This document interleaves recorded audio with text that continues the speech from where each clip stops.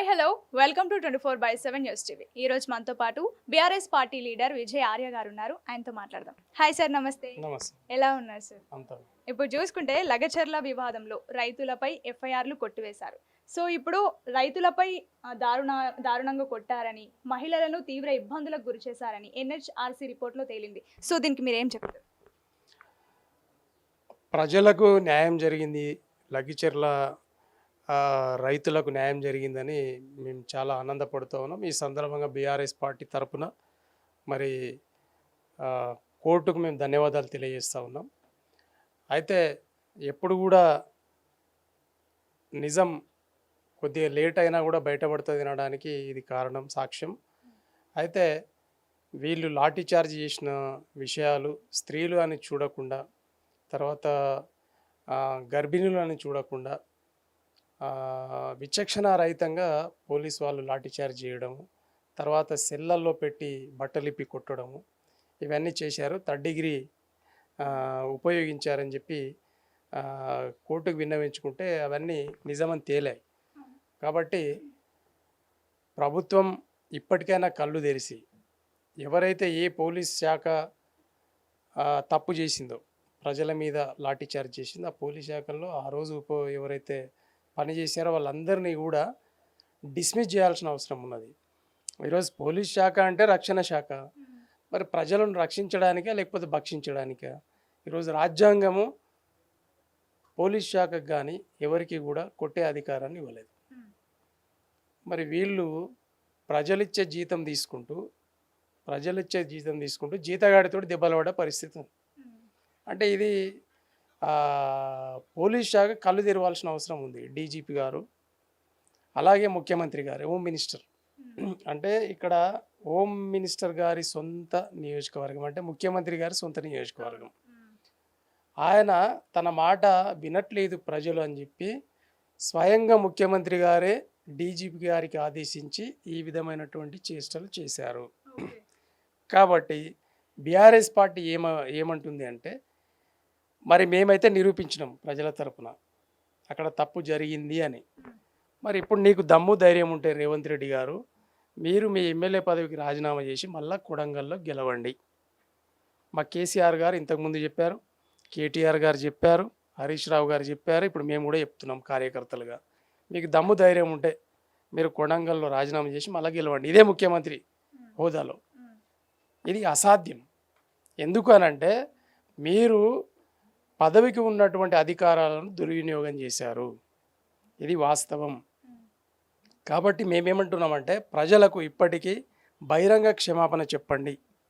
ముఖ్యమంత్రి గారు, home minister గారు మీరే కాబట్టి మీరు బహిరంగ క్షమాపణ చెప్పి రాజీనామా చేయండి. ఎందుకు? ఆల్రెడీ నిరూపితం అయిపోయింది కదా, కోర్టు నిరూపించింది మీరు తప్పు చేశారని చెప్పి. కాబట్టి దీని మీద చట్టరీత్యా చర్య ఖచ్చితంగా సుమోటో కింద హైకోర్టు తీసుకొని ముఖ్యమంత్రి గారి మీద ఎఫ్ఐఆర్ చేయాల్సిన అవసరం ఉంది.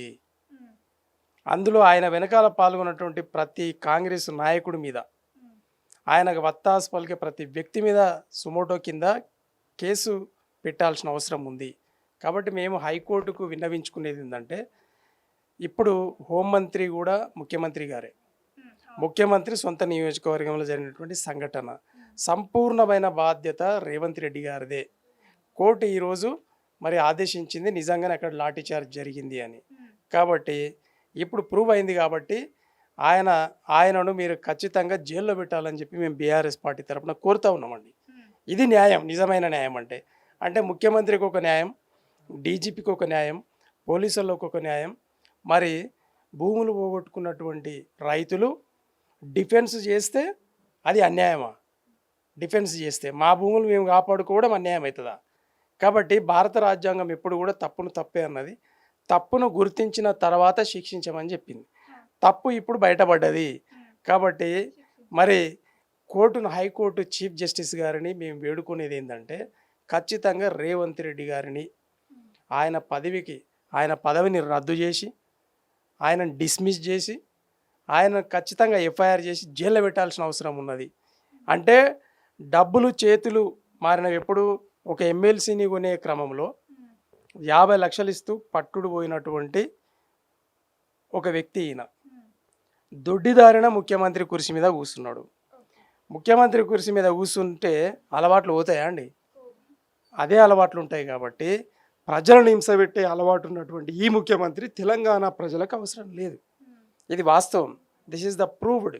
కాబట్టి సుమోటో కింద హైకోర్టు చీఫ్ జస్టిస్ గారు ఖచ్చితంగా ప్రజలకు న్యాయం చేయాలి, తెలంగాణ ప్రజలకు, లగ్గిచెర్ల ప్రజలకు న్యాయం చేయాల్సిన అవసరం ఉంది. కాబట్టి మరి అదే ఎమ్మెల్యే గారు అయినటువంటి రేవంత్ రెడ్డి గారు, అదే హోమ్ మినిస్టర్ అయినటువంటి రేవంత్ రెడ్డి గారు, అదే ముఖ్యమంత్రి అయినటువంటి రేవంత్ రెడ్డి గారి మీద మరి డీజీపీ గారికి పోలీసు వ్యవస్థను వాడుకొని వాళ్ళని దెబ్బలు కొట్టించి శారీరకంగా హింసపెట్టి వాళ్ళు ఈరోజు వ్యవసాయం చేసుకునే పరిస్థితుల్లో రైతులను నెట్టేసినందుకు గాను రైతులకు ప్రాణహాని ఉన్నది. వాళ్లకు రక్షణలు కల్పించి చట్టపరంగా వాళ్ళను వ్యక్తిగతంగా మళ్ళీ ఉన్నతులుగా తయారు చేయాలి అని అంటే ఖచ్చితంగా ఆయనను శిక్షించి వీళ్లకు ప్రజలకు మేలు చేయాలి, లగ్గిచెర్ల రైతులకు అనే విషయాన్ని మేము బీఆర్ఎస్ పార్టీ తరఫున కోరుతా ఉన్నాం.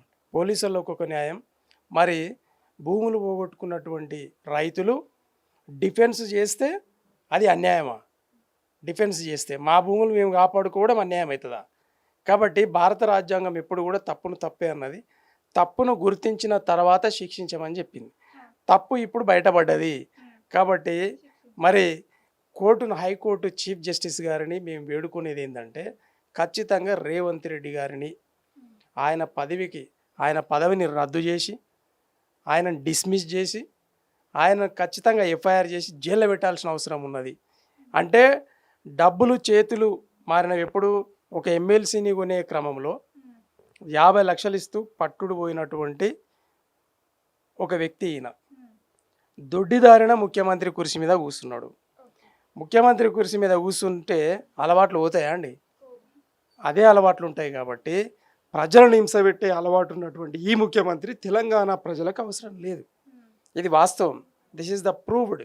కాబట్టి సుమోటో కింద హైకోర్టు చీఫ్ జస్టిస్ గారు ఖచ్చితంగా ప్రజలకు న్యాయం చేయాలి, తెలంగాణ ప్రజలకు, లగ్గిచెర్ల ప్రజలకు న్యాయం చేయాల్సిన అవసరం ఉంది. కాబట్టి మరి అదే ఎమ్మెల్యే గారు అయినటువంటి రేవంత్ రెడ్డి గారు, అదే హోమ్ మినిస్టర్ అయినటువంటి రేవంత్ రెడ్డి గారు, అదే ముఖ్యమంత్రి అయినటువంటి రేవంత్ రెడ్డి గారి మీద మరి డీజీపీ గారికి పోలీసు వ్యవస్థను వాడుకొని వాళ్ళని దెబ్బలు కొట్టించి శారీరకంగా హింసపెట్టి వాళ్ళు ఈరోజు వ్యవసాయం చేసుకునే పరిస్థితుల్లో రైతులను నెట్టేసినందుకు గాను రైతులకు ప్రాణహాని ఉన్నది. వాళ్లకు రక్షణలు కల్పించి చట్టపరంగా వాళ్ళను వ్యక్తిగతంగా మళ్ళీ ఉన్నతులుగా తయారు చేయాలి అని అంటే ఖచ్చితంగా ఆయనను శిక్షించి వీళ్లకు ప్రజలకు మేలు చేయాలి, లగ్గిచెర్ల రైతులకు అనే విషయాన్ని మేము బీఆర్ఎస్ పార్టీ తరఫున కోరుతా ఉన్నాం.